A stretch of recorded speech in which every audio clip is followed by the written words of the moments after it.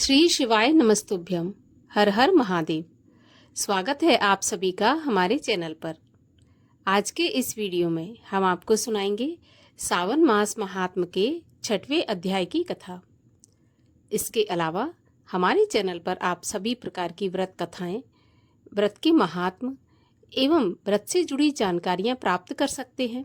इसके लिए अगर अभी तक आपने हमारे चैनल को सब्सक्राइब नहीं किया है, पहली बार आप चैनल पर आए हैं, तो चैनल को सब्सक्राइब करके बेल आइकन पर क्लिक अवश्य कर दें। और आज की ये वीडियो अच्छी लगे तो लाइक अवश्य करें, क्योंकि आपके लाइक से ही हमें पता चलता है कि आपको हमारा वीडियो पसंद आया। तो सावन मास के महात्म के 6वें अध्याय की कथा सुनाने से पहले आइए आपको सुनाते हैं एक शिव जी के परम भक्त की कथा। प्राचीन काल की बात है। बहुदक नामक तीर्थ में नंदभद्र नाम के एक वैश्य रहते थे। वे वर्णाश्रम धर्म का पालन करने वाले सदाचारी पुरुष थे। उनकी धर्म पत्नी का नाम कनका था। वह भी पतिव्रत धर्म का पालन करती थी, साध्वी स्त्री थी। उसमें अनेक सद्गुण विद्यमान थे, जिससे उनकी गृहस्थी बड़ी ही आनंदमय और धर्मपूर्वक व्यतीत हो रही थी। वर्णाश्रम धर्म के अनुसार नंदभद्र अपने व्यापार को ही अपना श्रेष्ठ धर्म मानते थे और उसे ही वे अपनाए हुए थे। नंदभद्र के हृदय में परोपकार तो जैसे साक्षात मूर्तिमान होकर विराजमान था। वे भगवान की पूजा की भावना से अपना समस्त व्यापार करते और दूसरों की आवश्यकता का ध्यान रखते हुए थोड़ा सा लाभ लेकर वस्तुओं की बिक्री करते थे। ग्राहकों के साथ किसी भी प्रकार का भेदभाव न रखते हुए वस्तुओं को क्रय विक्रय में पूर्णतः समता का बर्ताव करते थे। उनके यहाँ ग्राहकों को अच्छा माल दिखाकर कभी भी घटिया माल नहीं दिया जाता था। ना ही वे घृणित वर्जित वस्तु मदिरा आदि का व्यापार करते थे। सौम्य स्वभाव वाले नंदभद्र का रहन सहन भी बहुत सीधा साधा था। वे लकड़ी एवं घास फूस से निर्मित एक छोटे से मकान में निवास करते थे। उनका खान पान बहुत ही साधारण एवं कम खर्चीला था। अब जिसे भगवान से प्रेम हो जाता है, उसे संसार के सभी काम फीके लगने लगते हैं, और ऐसी ही दशा नंदभद्र की थी।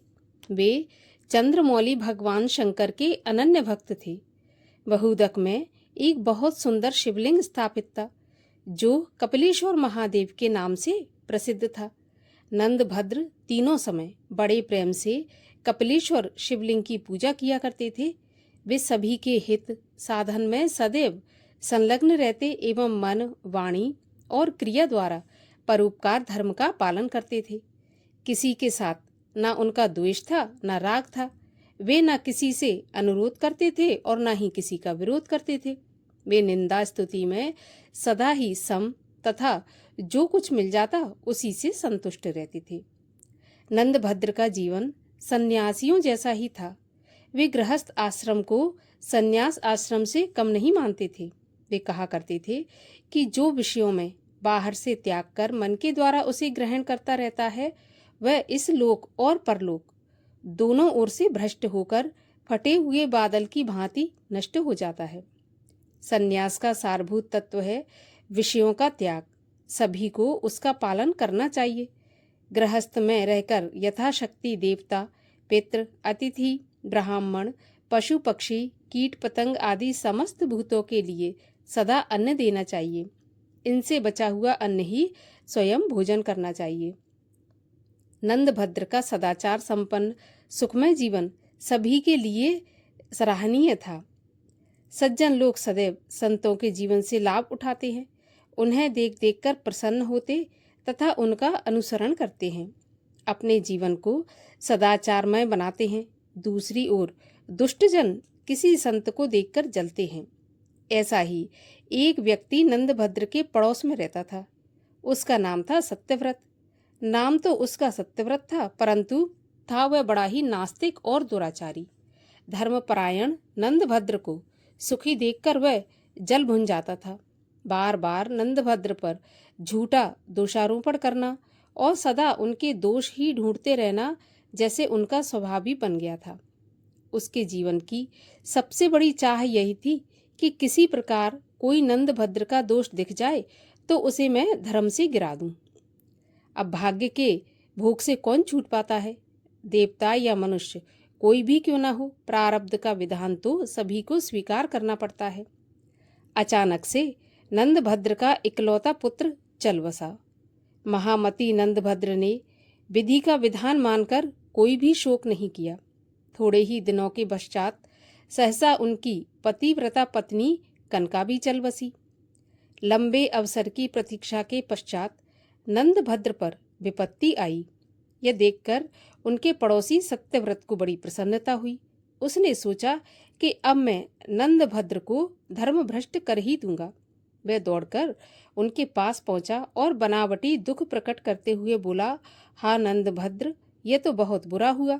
तुम्हारे जैसे धर्मात्मा को भी कैसा दुख उठाना पड़ रहा है। इससे यही समझ में आता है कि यह धर्म कर्म सब ढकोसला है। मेरे मन में तो कई बार तुम्हें चेतावनी देने की बात भी आई थी कि दिन में 3-3 बार पूजा करना, स्तुति प्रार्थना करना सब बेकार है, परंतु संकोच के कारण मैं चुपचाप रहा। आज तो कहे बिना नहीं रहा गया, इसलिए कह रहा हूँ। उसने दोबारा कहा, भैया नंदभद्र, धर्म के नाम पर क्यों इतना कष्ट उठाते हो? मिथ्यावाद अच्छा नहीं होता। जब से तुम इस पत्थर को पूजने में लगे हो तब से तुम्हें कोई अच्छा फल मिला हो ऐसा मैंने नहीं देखा। तुम्हारा इकलौता पुत्र और साध्वी जैसी पत्नी दोनों ही संसार से चल बसे। अगर भगवान होते तो क्या तुम्हें ऐसा फल देते? भैया, भगवान तो स्वार्थी लोगों की कल्पना मात्र है। सूर्य, चंद्रमा, वायु, मेघ आदि सभी स्वभाव से ही विचरण करते हैं। स्वभाव से ही समस्त जीव जंतु, पेड़ पौधे और मनुष्य पैदा होते हैं। मनुष्य योनि ही सबसे दुखदायी योनि है। अन्य सभी योनियां सुखी हैं, क्योंकि उनमें सभी स्वच्छंद विचरण किया करते हैं। पुण्य और पाप सब कुछ कल्पना है।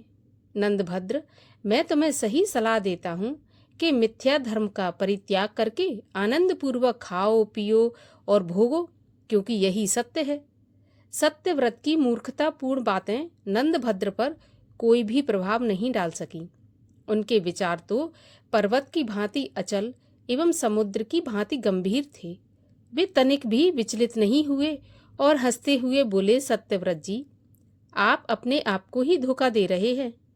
क्या पापियों पर दुख नहीं आते? क्या उनके पुत्र, स्त्री आदि की मृत्यु नहीं होती?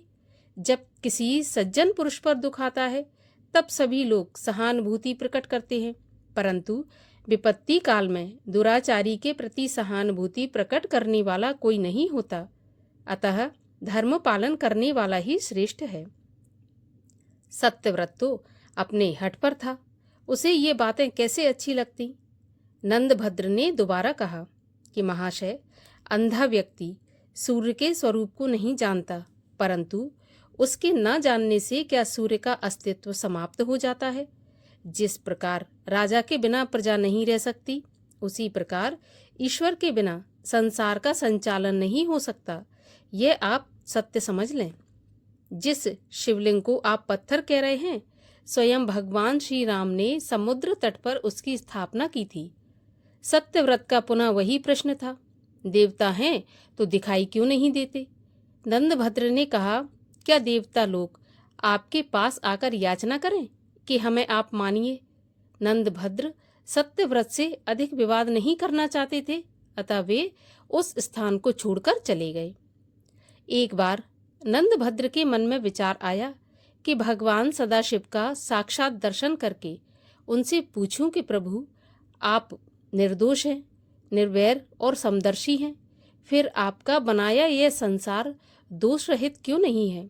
इसमें इतने सुख दुख, जन्म मरण आदि क्लेश और वैमनस्य क्यों भरे हुए हैं?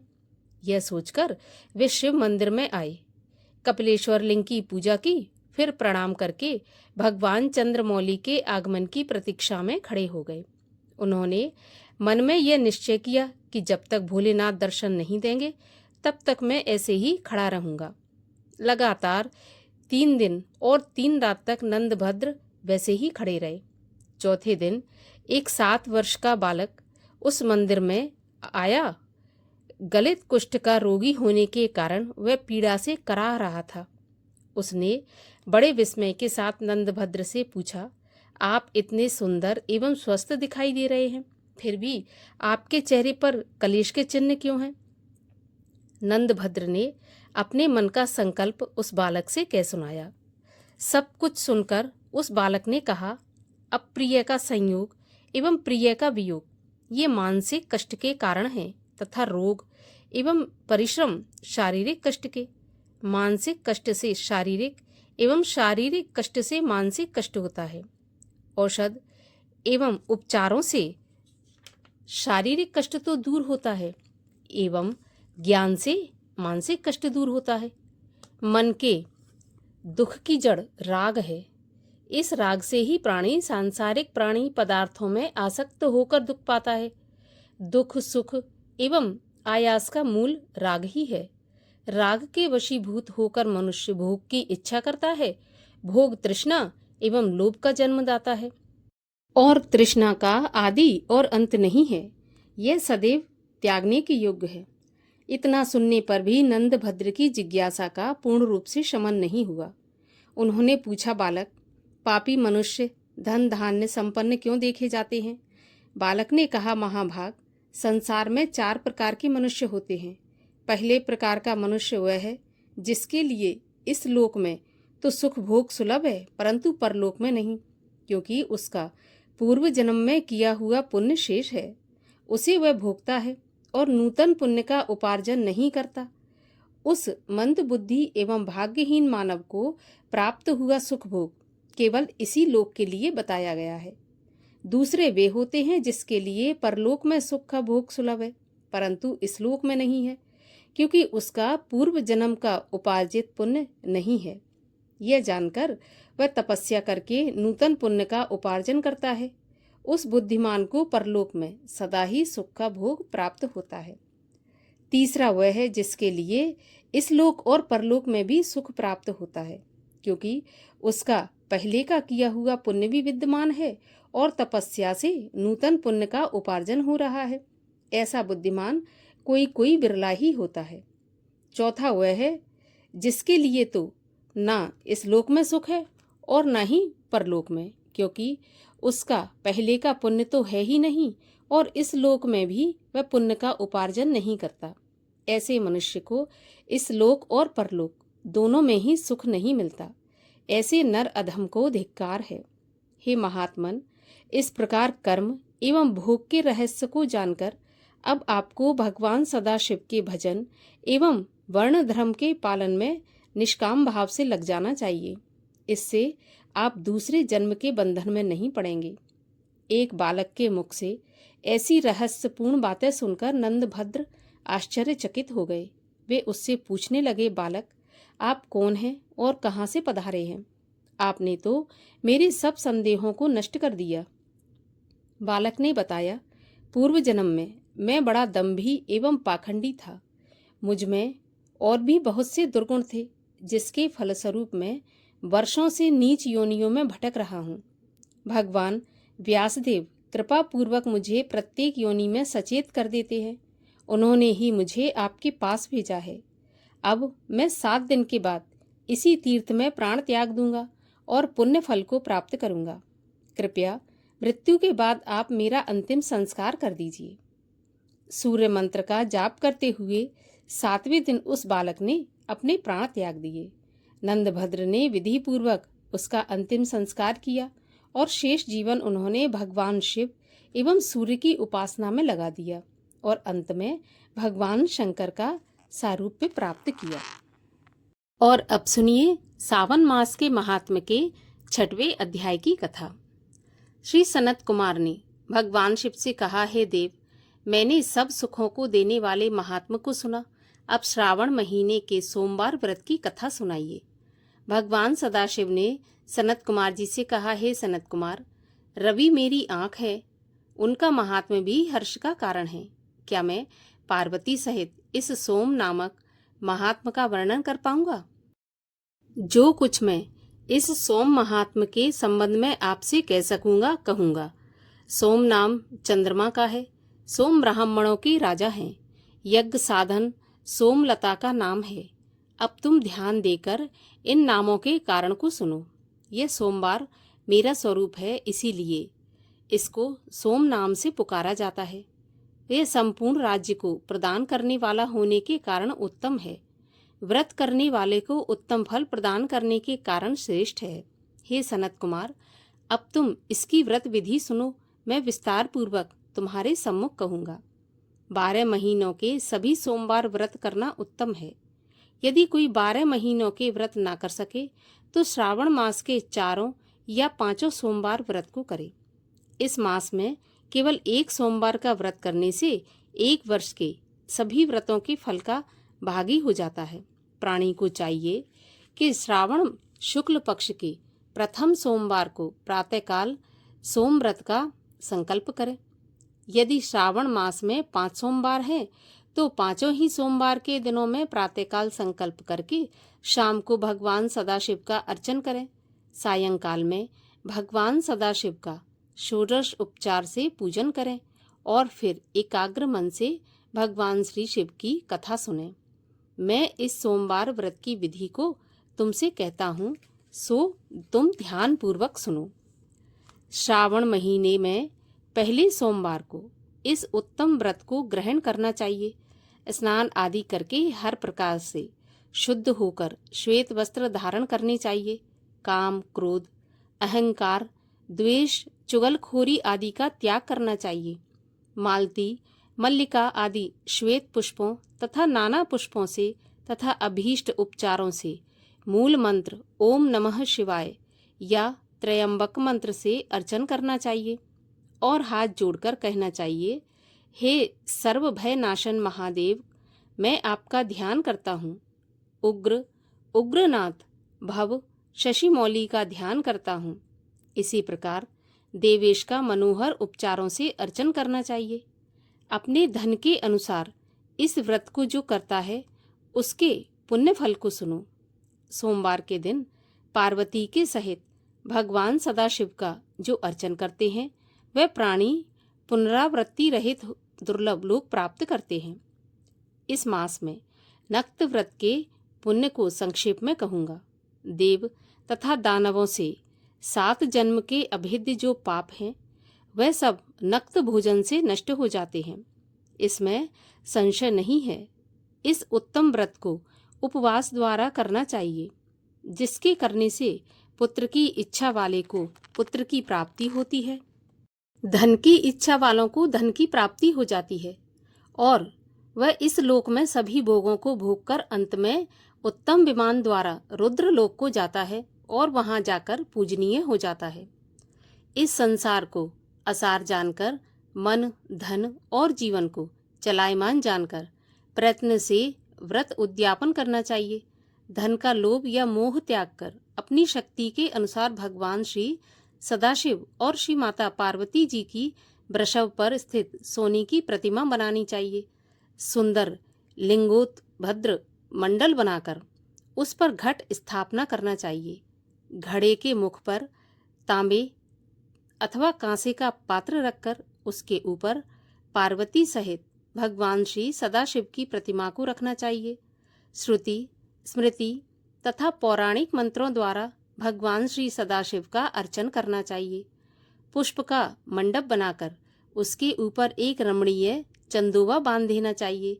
रात को गीत और वाद्यों द्वारा जागरण करना चाहिए। अपने गृह सूत्र विधान द्वारा बुद्धिमान को अग्नि का स्थापन करना चाहिए। सर्व भवनाशन आदि 11 नामों द्वारा हवन करना चाहिए। पलाश की लकड़ियों से 108 आहुतियां देनी चाहिए। घी, तिल तथा बेलपत्र का षडक्षर मंत्र से हवन करना चाहिए। आचार्य का पूजन अर्चन कर आचार्य को गौदान में देनी चाहिए। 11 विद्वान ब्राह्मणों को भोजन कराना चाहिए और उनको 11 घड़े कांसे के पात्रों सहित देने चाहिए। पूजा करने के बाद प्रधान देव तथा देव पर चढ़ी सामग्री आचार्य को दे देनी चाहिए। फिर भगवान सदाशिव से प्रार्थना करनी चाहिए कि मेरा व्रत पूर्ण हो। इस व्रत से भगवान सदाशिव प्रसन्न हो। इसके बाद प्रसन्नता पूर्वक अपने परिवार के सदस्यों के साथ मिलकर भोजन करना चाहिए। जो मनुष्य इस विधान द्वारा इस व्रत को करता है, वह जिस वस्तु की इच्छा करता है वह उसे प्राप्त हो जाती है। इस लोक में बहुत समय रहकर अपने इष्ट भोगों और पदार्थों को भोगकर अंत में उत्तम विमान द्वारा शिवलोक में जाकर पूजित हो जाता है। इस सोमवार व्रत को पहले भगवान श्री कृष्ण जी ने किया था, उसके पश्चात उत्तम राजाओं और धर्मात्माओं ने किया। सोमवार के व्रत के महात्म को जो सुनेगा वह भी इस व्रत के फल का भागी होगा। बोलिए शिव शंकर महादेव की जय। 6वां अध्याय समाप्त हुआ। आगे के अध्यायों के लिए चैनल को सब्सक्राइब अवश्य कर लीजिए।